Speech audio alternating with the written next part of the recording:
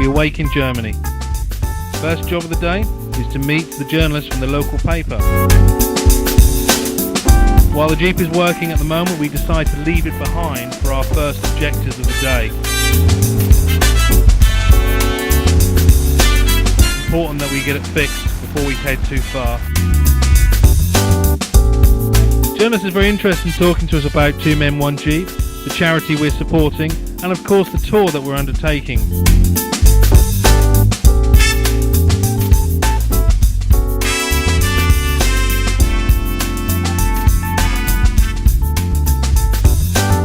Ja, die Tour ist schon länger geplant. When did you start with the planning for this tour? Must be about 3 or 4 years ago. Yeah. 2000. Yeah, 2008. It was before. It wasn't a charity challenge before. It was just going to be a holiday.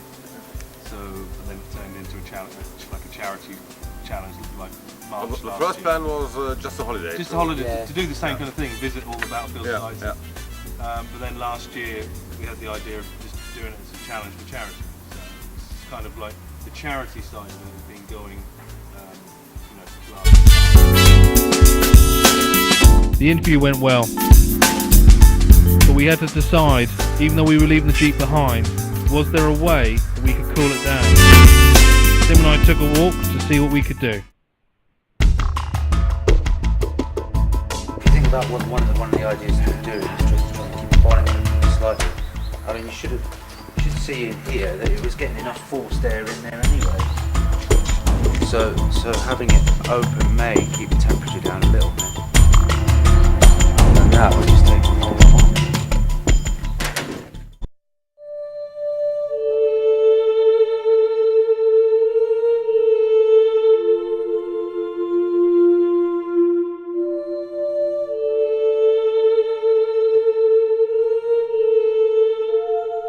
Deersfort Cemetery, Germany.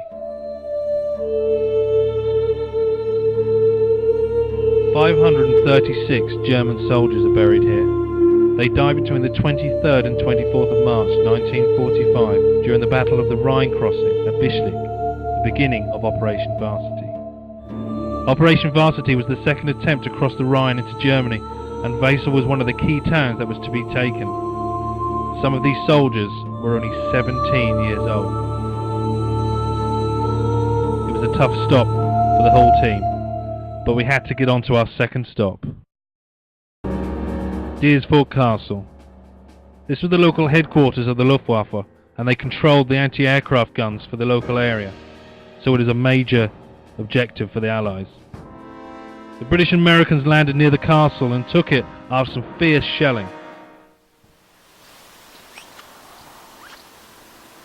Again, if these walls could talk. If these walls could talk. If I mean, this bridge. If this, because I'm wondering. This bridge has been here for what years. do you think the chances of some of this wood? Do you think this wood is original? Must be. Yeah. Sorry, I reckon Charlie. that wood is original. That's what I said. You should Amazing, isn't it? tell you all the motors has been over here and who's gone backwards and forwards over it.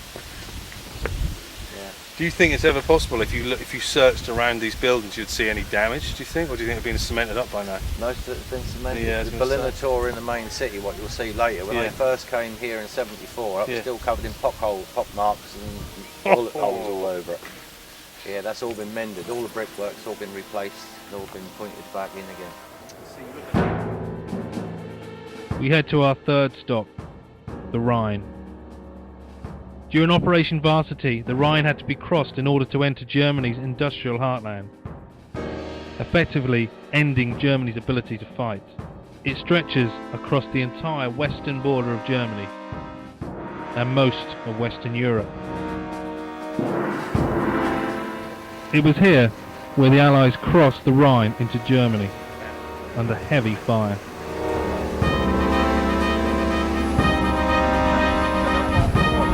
To honour this, we decided to have a Rhine crossing of our own.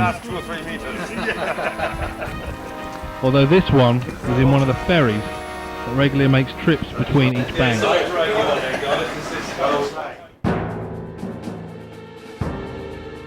We travel along the Rhine and find it hard to imagine what it must have been like crossing this river during the war.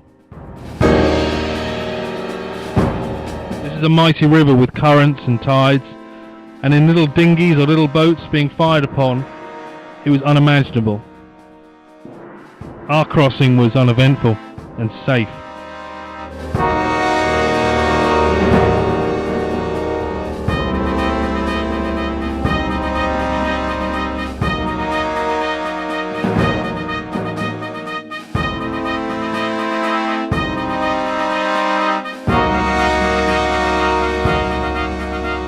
It was now time for our fourth stop, the primary objective of Wesel.